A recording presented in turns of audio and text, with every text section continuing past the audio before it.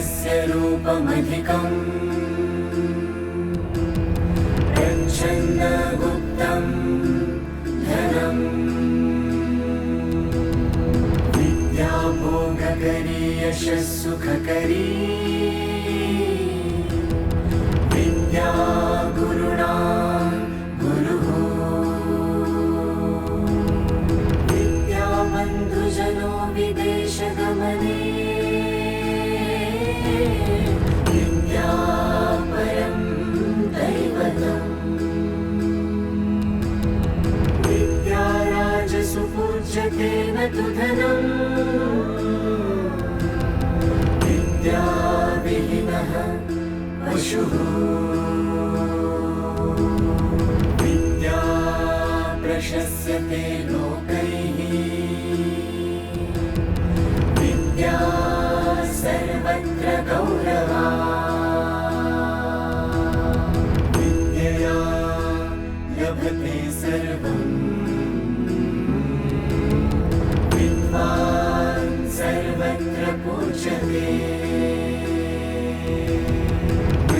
ज्ञानेन सदृशं पवित्रमिह विद्यते न हि ज्ञानेन सदृशं पवित्रमिह विद्यते न हि ज्ञानेन सदृशं पवित्रमिह विद्यते।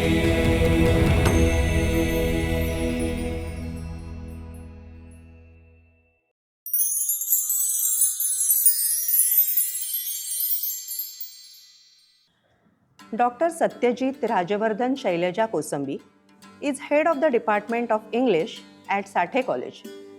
He has completed MA, MPhil and P.hd in English from Shivaji University Kolhapur. He joined Sathaye College from December 2013 as an assistant professor.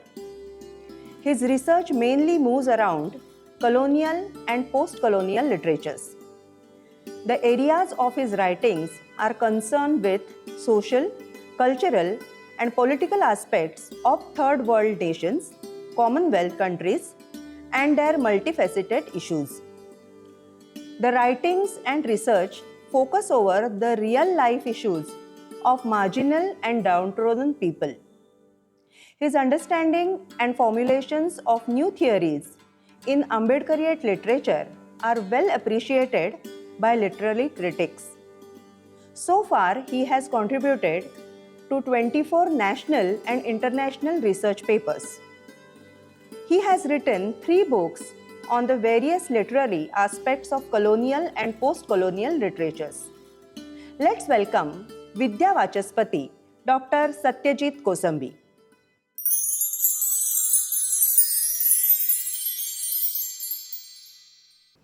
Namaskar. My name is Dr. Satyajit Kosambi. Presently, I am working at Sathaye College. I am heading the Department of English. And today, I am going to give a brief presentation on my PhD thesis that is named after the image of the third world in the novels of v.s.naipaul. I did my PhD under the able guidance of Dr. R.P. Lokhande sir, who is presently working under Shivaji University Kolhapur. So today we are going to talk about v.s.naipaul, his basic information about his life, his education, the major influences over his writings, and what contribution he has done in his literatures, and what is the takeaway for the readers, especially of colonial and post-colonial literature. At the same time, why Naipaul is so controversial, why Naipaul has become one of the major writers of colonial, post-colonial literatures, why he is called a brilliant and prolific writer. The things that we are going to explore in this presentation will take you all to a different kind of understanding of literature, that is colonial, post-colonial. At the same time, it is coming under the category, the third world literature as well. So basically, we need to talk about what Commonwealth or the third world literature is. As we know, in the last 70 to 80 years, we got many political upheavals across the world. What kind of political upheavals, what kind of changes that we found? Basically, many of the countries got the independence in 1940s, 50s and 60s.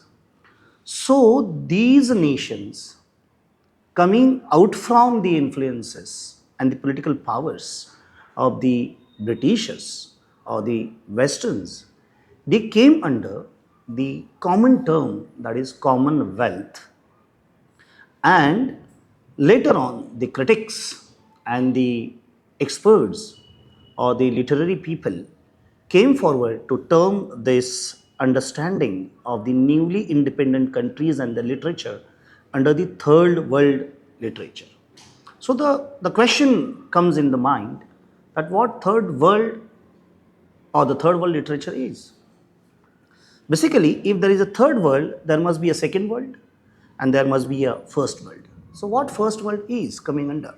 The first world, that is the progressed nation, that is the already developed the nation, the economies and the politics which are very, very strong in these nations. So for instance, America could be called as the first nation. Then the second world that comes with the ideology of understanding, that is of communist nations, means they no doubt have the strong economy or the politics, the societies are very much internally strong and they are fastly, rapidly developing countries. The GDP or the growth of the progress is tremendous, is remarkable. And then the question comes in the mind, then except first and second world, what third world is? So third world is the nations could be called as the exploited one or the persuaded one for a long time under the name of imperialism. So the imperialism or the colonialism of 100 or 200 years or 300 years have exploited these nations culturally, socially, politically, and in many other ways, and therefore these nations are right now, after independence, standing on their own feet on different grounds and making their own marks all over the world. So India also comes under this category as a third world nation because it's a developing country. If you come to the Asian countries, there are many countries which had the British rule. If you go to African countries, there also we find that Dutch and Portuguese and Britishers, they have looted these nations. They made all those tribal communities came together and they made them slave. If you find the North America, there also you find, or the South America, you find the black and the white confrontation is long lasting. Even today, the problem is going on. So all these marginalized sections of the societies or the nations, all they come under third world. Even today, the experts and the critics of colonial post-colonial literatures are taking a consideration of the Gulf countries too into this. Though they were not that way exploited and they were not the colonies of the Britishers or the white masters, but still the conditions of their social and economical and financial and political upheavals take them to this category of third world nations and third world literatures. So the writer who is in a many dimensions a keen observer is a man or is a person who gets disturbed and distressed with many certain realities that only he can observe or she can observe. Then the impulses or the basic text of being writer, they are formulated into the texts and the writings, the fictions and the non-fictions, and a parallel world of this colonial and post-colonial people figures out in the third world literature. So this study is talking about that parallel life and the world which is giving us glimpses of the past, even the present and the future that of these post-colonial nations are actually desiring for.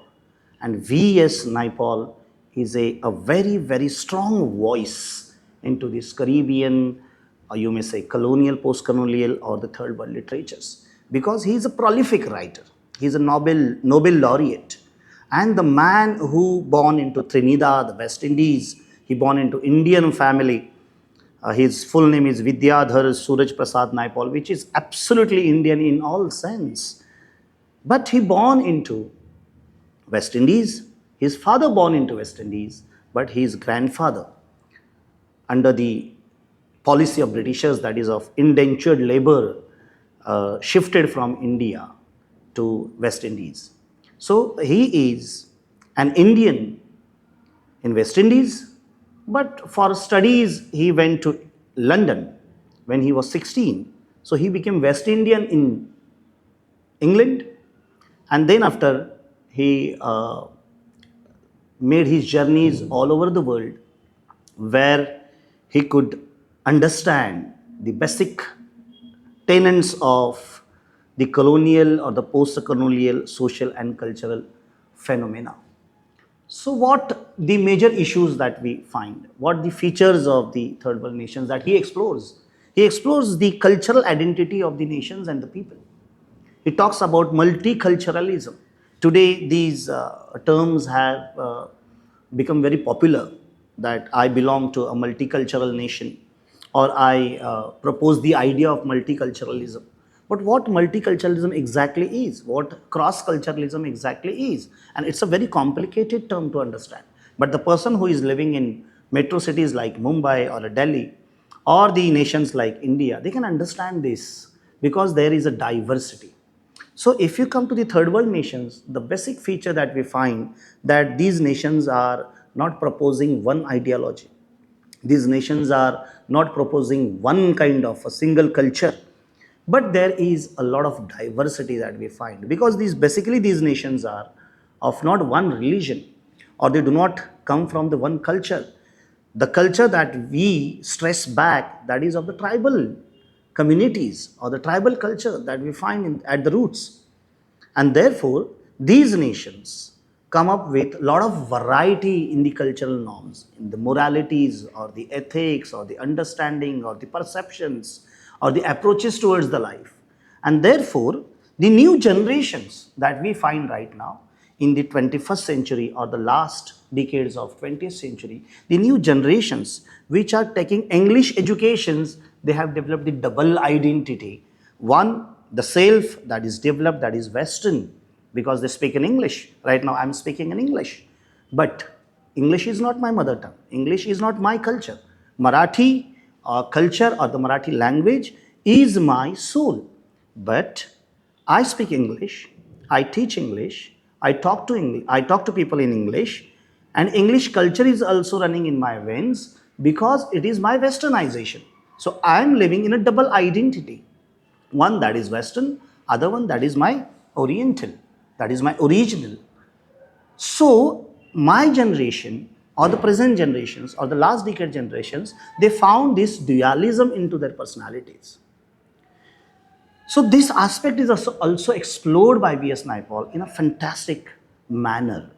The novel like House for Mr. Biswas, or the novel like A Bend in the River, or The Mimic Man, they speak loudly and very strongly, vividly about this dual identity of the people, who those are confused with their identities.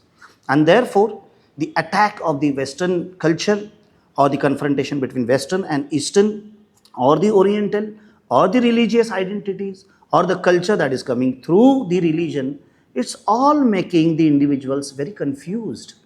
And sometimes the people who those are running the societies, who those are handful people, who those are very strong and powerful, and they have a homogeneity, or homogeneous kind of identity, identical identity. So try to understand this. So these people come together and they exploit this mob. So this is also explored by V.S. Naipaul in many dimensions and unfolds. So he speaks about race and racism. He talks about the power and the illiteracy among the people. He talks about the neo-colonialism, that is the act of mimicry, means the Britishers left specific nation. The specific nation got freedom, independence. But after independence, certain years of the independence, under the name of globalization, under the name of westernization, under the name of cultural orientation, we are again mimicking all our white masters, all our earlier masters in many folds of our life. And this is again a threat for our original identity.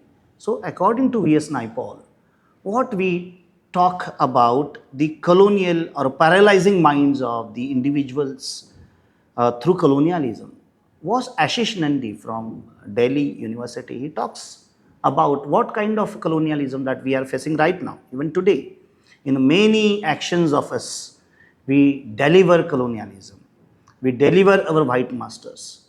How that we should come out from, instead of following unadvertently. So how colonialism comes and figures out? The modern colonialism colonizes the minds and the souls, and specifically the psyche of the people along with the bodies. The coat or the trousers or the jeans or the food habits, all this is outer culture. But the specific attack that is made on our psyches, the attack that is made on our understanding of the things, that is perception, the approach that we develop through education, everything is altered through colonialism. And so the mechanisms that the emperors had or the white masters had through education system was endangering the lives of the people, because it took them to leave all their earlier roots, to lose all their earlier identity. And now they are neither modern and nor original. So they are hanging somewhere in between. And therefore, it could be said in Ashish Nandi's words that West is now everywhere. Within the West and outside of the West, in structures and in minds, everywhere we find a West.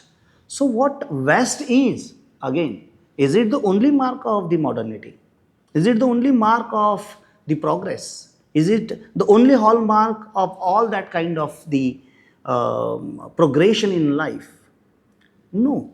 There are many certain things which we could revive from our earlier culture. And v.s.naipaul is a strong voice to talk about this. He says that his writings will make all his readers to take some sort of strong action against the self-deception under the name of colonialism. Because under the name of the development or the progress or the new modernism or the postmodernism, we are coming out from our own identities, and we are moving from soul to body and not from body to soul. So this has a very, very spiritual understanding as well, and Naipaul is talking vividly about, very, very clearly about a spiritual identity as well.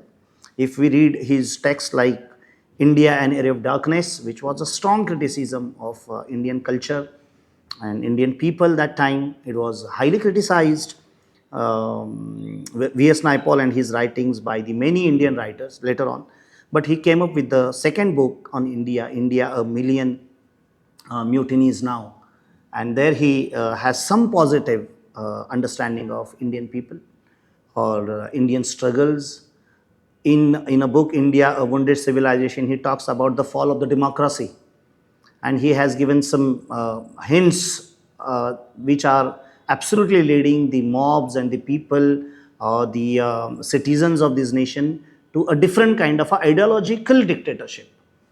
So if you are a keen observer, if you are a keen listener or the audience, you can understand the Indian politics.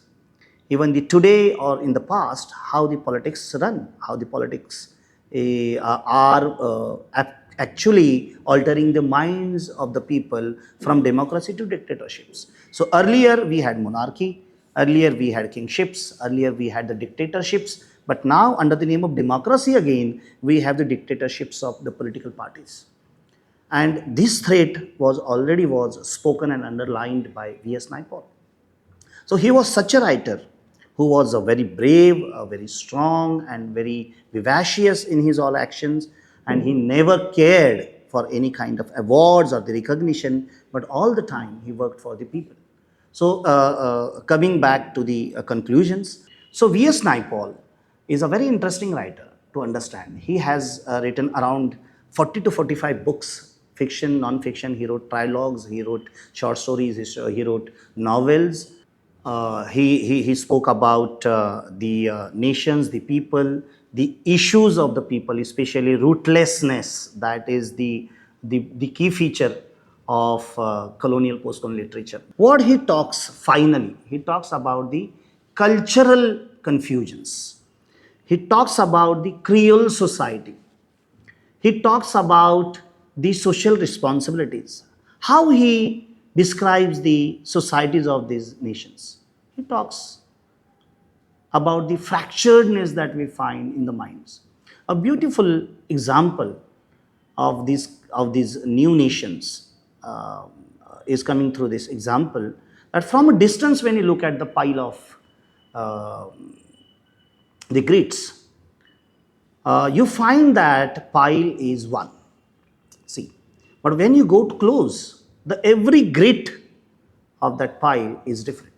So from a distance, India looks a very united one, a very identical one, a very integrated one. Or if you go to West Indies, if you go to South American countries or the nations, you will find that these nations are very, very integrated from outside. But if you go close and close and close, you will find the racial issues, you will find the caste issues, you will find the religious diversities among the people, you will find the cultural confrontations among the people.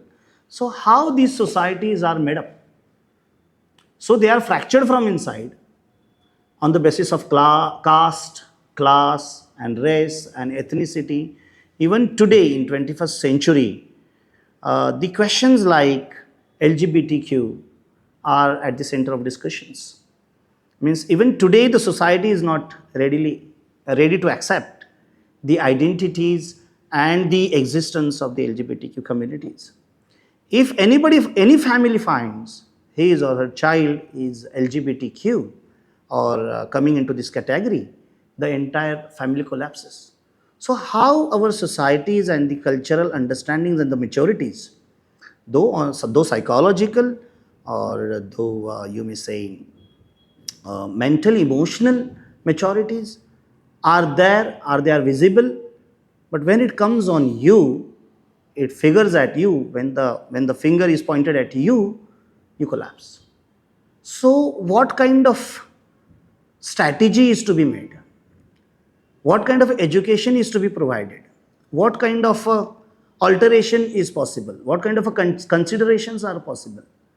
Education could be the one way, but beyond that, how you are going to take it when the spiritualism, when the religion, when the what you may say homogeneous people once upon a time, who those were finding all these things to control the entire society, what they made to us.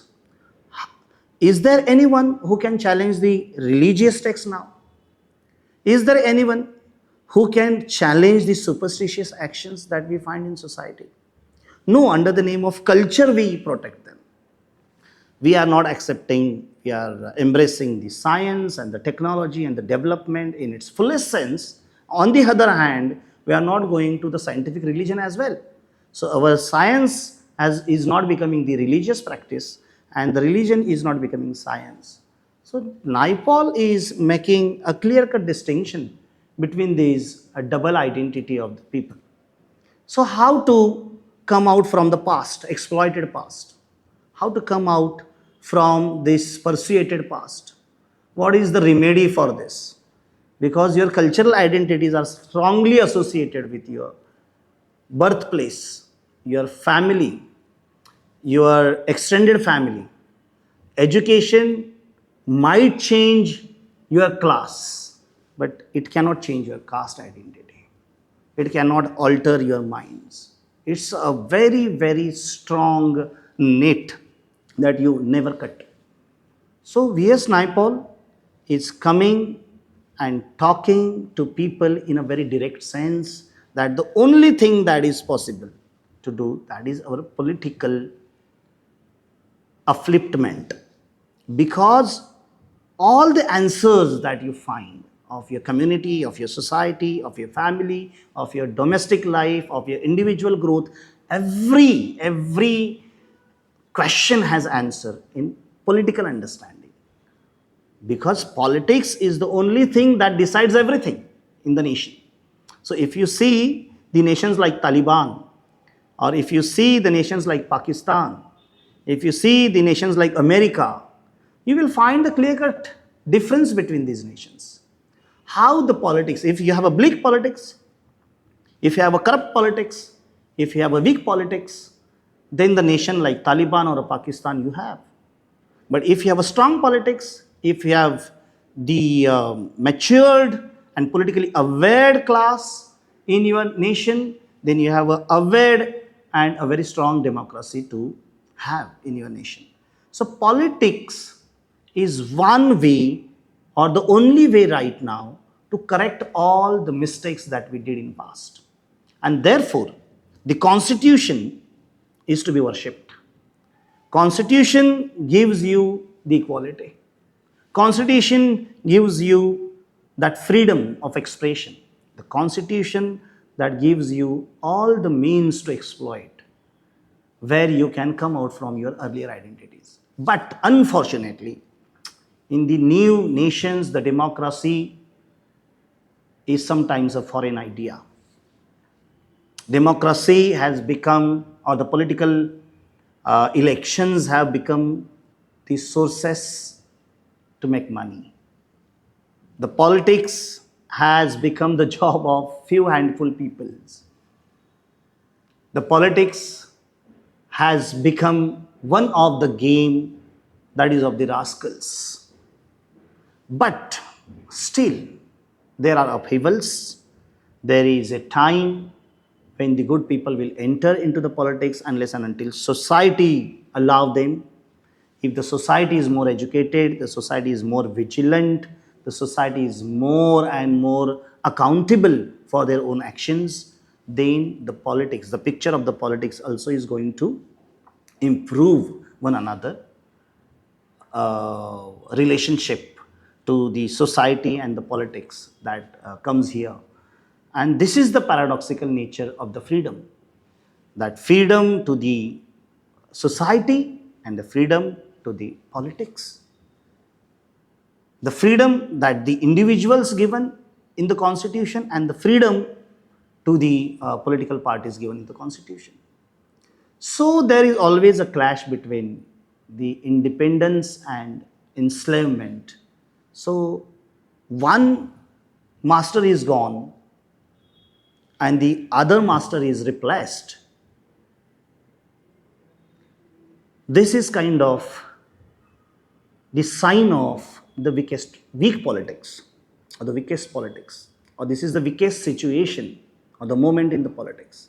And therefore, the total chaos that we find around us.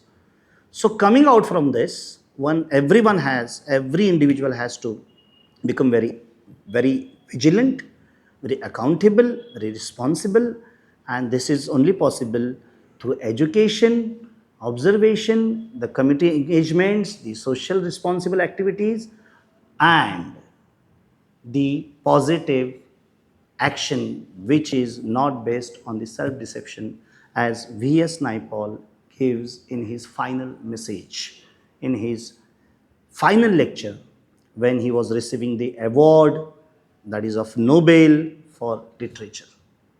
He died in 2018. He was much celebrated in India as well. Girish Karnad, Nissim Ezekiel, C.D. Narasimha, all these people appreciated V.s. Naipaul, at the same time criticized V.s. Naipaul for his understandings. Maybe some of his remarks or understandings are sensational. Maybe some are not up to the mark. But whatever he writes, whatever he formulates, that is not the matter to deny, because the realities are realities. Realities are candid. And some other day, today or tomorrow, we have to face the realities. So, some sort of action which is not on the best of self deception is required. And here, my research ends with the very positive kind of understanding that, at least in the relation to India, at least in the concerns of India or the nations like India, there is a time has come where the politics is changing, where the society is changing, where the individuals are coming forward to take some kind of responsibility, and in upcoming future, a very bright picture of India or such like nations we will witness. So my suggestion to all my listeners, the respected colleagues and the fellow teachers, that to read V.s. Naipaul's texts or post-colonial texts or some reference books or the critical theories, to understand the society in its details, politics in its detail, which is you part of. Thank you. ज्ञानेन सदृशं पवित्रमिह विद्यते न हि ज्ञानेन सदृशं पवित्रमिह विद्यते न हि ज्ञानेन सदृशं पवित्रमिह विद्यते।